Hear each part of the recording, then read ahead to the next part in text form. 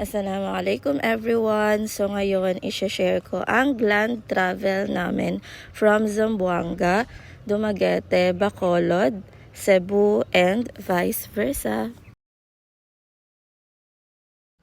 So ayan, dumating na kami ng Dapitan Port. Sasakay kami sa Cocalyong. Syempre pati yung car isasakay natin. From Zamboanga City pala, bumiyahe kami ng 7 hours.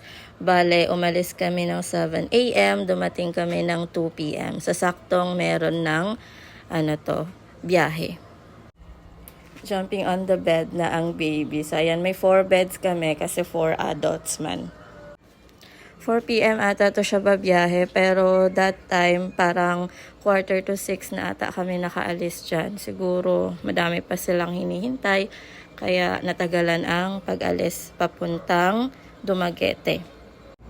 After 2 hours of waiting, sa wakas babiyahe na tayo papuntang Dumaguete. So hindi lang siya pure land travel, guys. Meron din siyang sea travel, as you can see. So, eto, gabi na kami dumating ng Dumaguete Port. So, dito na rin kami magsastay ng gabi.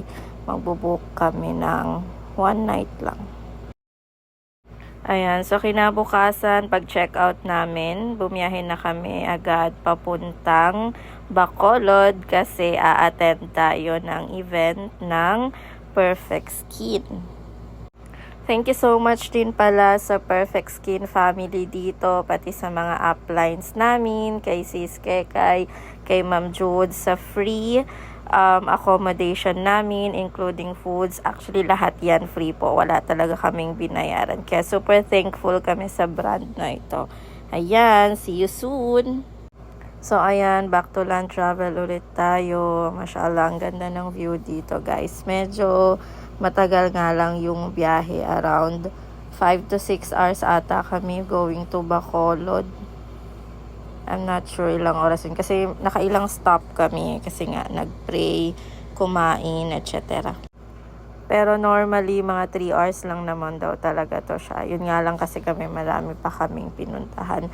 Ang medyo challenging na part lang dito sa road nila is yung para siyang bundok na.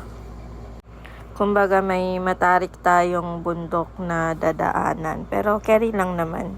Huwag lang masyadong mabilis mag-drive. Dito guys, maganda din yung view niya. Nag-stop ata kami nito para lang magpa-picture.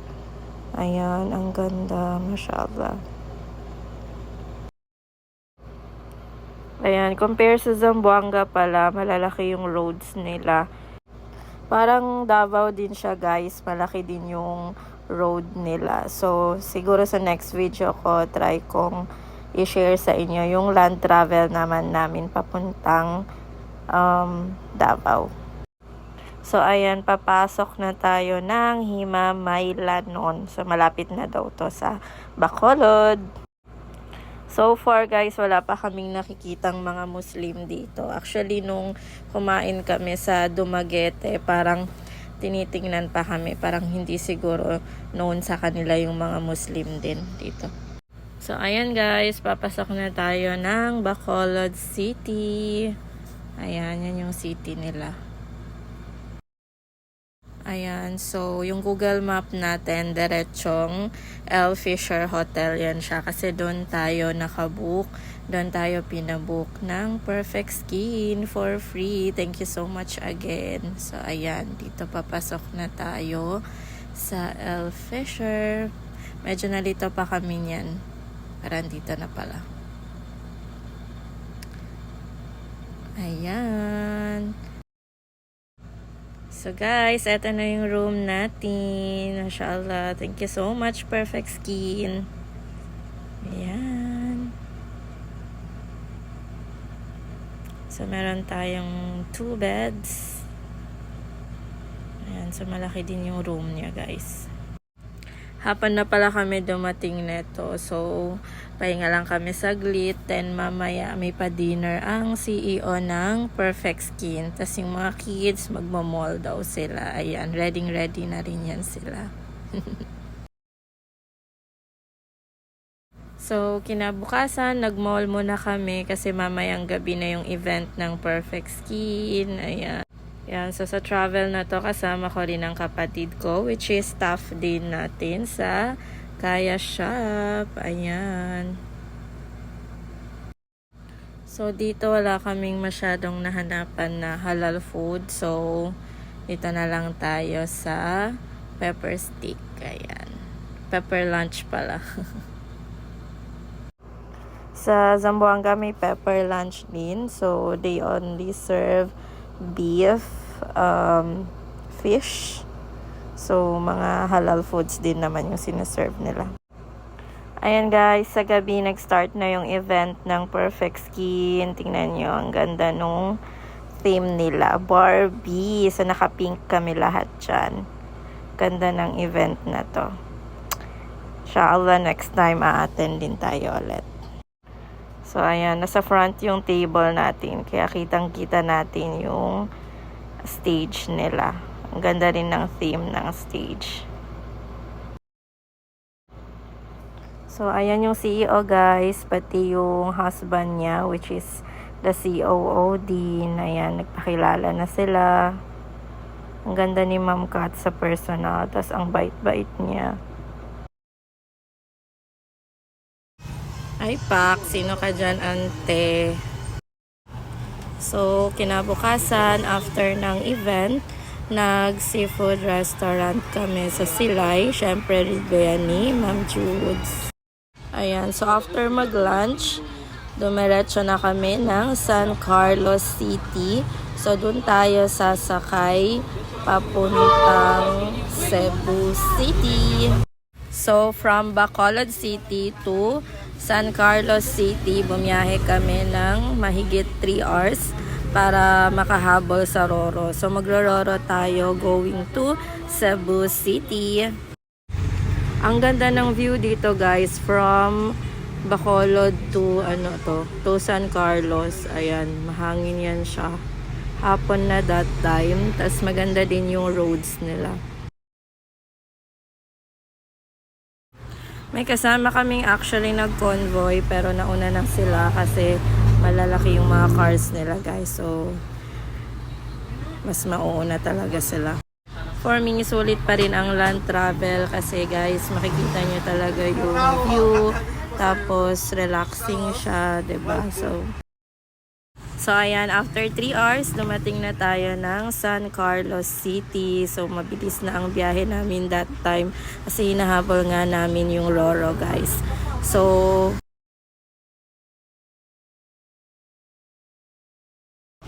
ayan, nasa Roro na tayo nito, guys. Untikan pa kaming hindi makasama kasi last biyahe niya na for 2 days.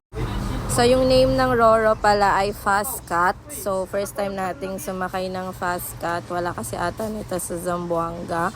Pero, super bilis niya, guys. Ang bilis naming dumating. So, umalis kami from around 4 to 5 p.m.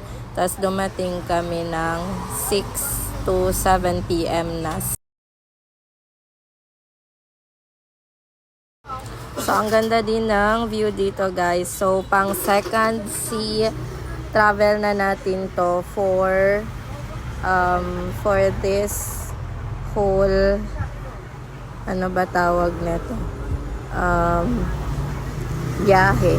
Ayan. So, parang nasa 2 hours lang. 2 hours lang darating na kami sa Naga City. So, ayan, nasa Naga City na tayo. Mga 7 p.m. na dito that time. So, kumain muna kami. Tapos, saka tumuloy sa biyahe. So, from Naga City to Cebu City, around 4 to 5 hours pa ang biyahe. So, estimated, midnight na kami darating ng Cebu. So, ayan, nasa Cebu na tayo, guys. So, nakikita nyo yung SM Cebu Mall nila. Ayan. So, ang ganda. Super laki nung SM nila dito sa Cebu compare dyan sa Zamboanga City. So, super laki niya. Yung SM nga pala nila is by the bay din. So, parang sa MOA rin siya. Malapit siya sa dagat. Tapos, ang katapat nitong SM mall nila ay Cebu Ocean Park. Ayan. Nakikita nyo yung parang cubes niya. So, parang signature design nila dito. Ang ganda siya. Ang ganda niya, I mean. Ayan. So, naghahanap pa lang kami dito that time ng hotel namin. So, wala kaming makita. Fully book lahat ng mga hotel nila, guys. Even yung mga maliliit na hotels, grabe, super fully booked kasi sinulog to that time sa maraming foreigners, maraming tourists na pumupunta dito. So, we planned na pumunta na lang ng Lapu-Lapu City and doon na lang kami maghanap ng hotel namin. And alhamdulillah, meron kaming nakita sa may Mactan, Lapu-Lapu City. So, kinabukasan, tumuloy na kami ng Mactan Shrine para ma-visit na rin yung mga historical sites nila. So, as you all know, ang Lapu-Lapu City ay also known as Historic City. So, ayan, nandito na tayo sa Mactan Shrine. Advice ko lang kung gusto nyong pumunta dito, much better siguro pag hapon na, guys, kasi super init that time kasi lunch na kami nakarating dito sa Mactan Shrine. Since nagutom kami, ayan, meron silang seafood restaurant dito. Malapit lang din sa shrine. So, dito na kami kumain. Ayan, so ang daming seafoods. So, after ng Mactan Shrine, dumiretso na kami ng Cordova, Cebu, kung saan i-visit naman natin yung 10,000 roses niya. So, very famous na tourist spot to siya dito sa Cebu City.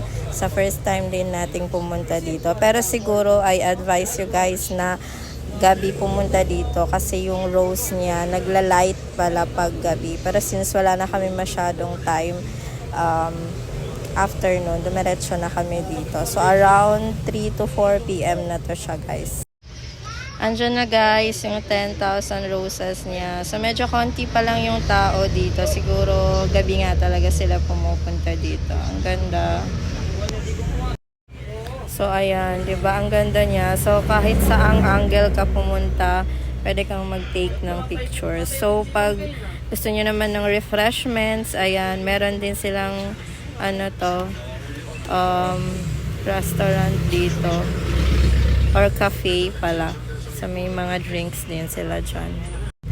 Madaming tourist spot din actually ang Cebu, pero since konti lang yung time namin, konti lang din yung mga napuntahan namin. So, kung you are planning to have a family get together, ayan, one is to visit this city. So, after 10,000 roses, dumaan kami dito sa bagong gawa na Cordova Express Link Highway. Ayan. So, if I'm not mistaken, number 1 ata siya sa longest bridge within the Philippines. Ayan. So, as you can see, ang haba ng roads. Ayan, tapos syempre magbabayad tayo ng toll fee. So that time around 100 plus ata yung nabayad namin sa toll fee, guys. For me, sulit naman siya kasi kesa naman iikot pa ulit kami ng Mactan para makapunta ng Cebu, 'di ba? So express link highway na lang kami. So hindi naman gaano kamahal yung toll fee niya. From Lapu-Lapu to Cebu, maganda mag-expressway kasi 'di ba, tingnan nyo, ang ganda ng view niya. Since expressway siya, mabilis ka rin talagang makakarating sa Cebu City. So ayan, nasa Cebu City na tayo. Ang first na pupuntahan natin ay Nostar, tapos mag-SM Cebu Mall tayo, then Cebu Ocean Park naman. So, kasi bukas uuwi na tayo. So, eto nasa going to Nostar. Going to Nostar na to siya. Around this time, guys, hindi pa siya traffic talaga, pero mamaya super traffic na to siya. Halos hindi na kami makaalis kasi parade pala nito nila today. Ayan, so kasi sinulog nga, 'di ba? Ito yung pinaka day ng sinulog. So ayan, nasa Star Mall na tayo. So ang ganda din, mashallah, ng ano nito, ng mall nila. Ang daming mga luxury brands na nandito. Ayan, Louis Vuitton, Balenciaga. Ayan. So, nakipag-picture pa kami sa mga ganyan. So, sa Cebu pala, pag sinulog nila, halos lahat ng establishments ay nagsa-celebrate. So, like for example, etong No Star, may sarili silang pakulo about sa sinulog. Tapos meron silang mga pa-sale. Ayan, so ang daming pa-sale nila sa mga... Wala kaming nabili dyan, guys, kasi super mahal. Kasi nga luxury brands yung nandyan. Tapos tingnan nyo, may sariling restaurant na ang kaya. Char. Literal na window shopping lang kami talaga dyan. Tapos, after nyan, dumiretso na kami ng SM Cebu Mall nila. So, nasa mall na kami.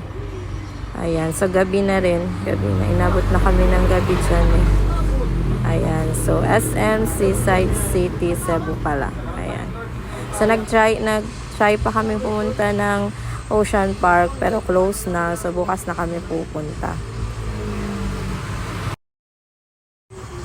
After ng mall, nag-try kami sa night market nila. So, ang daming binebenta ngayon. So, pwede pang souvenirs. Yung iba dyan ay foods. Ayan, ang dami, super daming tao talaga dito sa Cebu City. Kinabukasan, dumiretso na kami ng Cebu Ocean Park. So, as you can see, ang dami na talagang tao. Super dami na talaga niya today. Tapos, super traffic. Ayan. So, tingnan nyo, halos hindi na makakuan yung mga sasakyan. Mamaya ata may parito sila. Kaya, ayan, super daming tao ngayon. Yung mall nila, super puno. Ewan ko dun sa may Ocean Park nila. Pero after ilang hours ng traffic, dumating din kami sa Cebu Ocean Park. So, ayan. Ayan si Beshi. So, ayan. Nasa Cebu Ocean Park na kami dyan, guys. So, yan yung mga... Yan dito ata yung first bungad. Yung entrance niya. Ayan.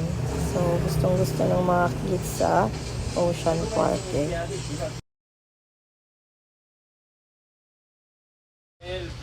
Ang ganda din ng Ocean Park nila, guys. Organized siya. Tapos, may mga details talaga nung animals. Ayan, as you can see. Ayan. Tapos, may show to mamaya. May bird show kaming naabutan. Kasi nung morning, meron daw. Pero di na namin yung naabutan. So, mamayang hapon na. Ayan.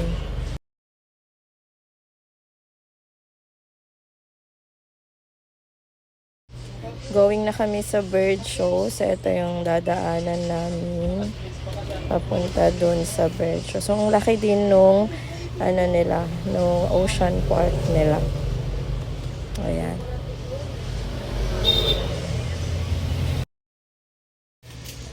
Pagdating namin, nag-start na pala yung bird show. So, konti pa lang yung tao. Pero, siguro kasi nga, sinulog. So, busy sila dun sa activities dun sa labas. So, kaya medyo konti lang yung tourist na pumupunta ngayon dito sa Ocean Park nila. So, dito, pinapakita nila yung mga talent ng mga birds and yung audience may chance ding makita yung ayan, nang malapitan yung mga birds. Ayan. So, this time, sa aquarium naman tayo. Ayan. So, nasa aquarium part na tayo ng Ocean Park nila. For me, best part sa mga ocean park ang aquarium. Pero si Fauzan, tingnan nyo, natatakot siya sa mga fish. Pero si Zahara, gustong-gusto niya talaga. So, ang ganda ng aquarium. Ayan. So, marami ding mga tourists dito actually. Yung nagpicture nga sa amin dito ay, ano siya, kano siya. So, actually, ito na yung last destination natin sa Cebu kasi uuwi na tayo mamayang gabi. So, ayan, lumabas na kami ng Ocean Park at ang dami na talagang tao. So, nagpe-prepare na to sila para sa parade. So, inabot kami ng gabi, as you can see, kasi super traffic na, hindi na kami makaalis. So, ayan, thank you for watching kasi nakauwi na kami. Welcome to Zamboanga, Cebu, guys!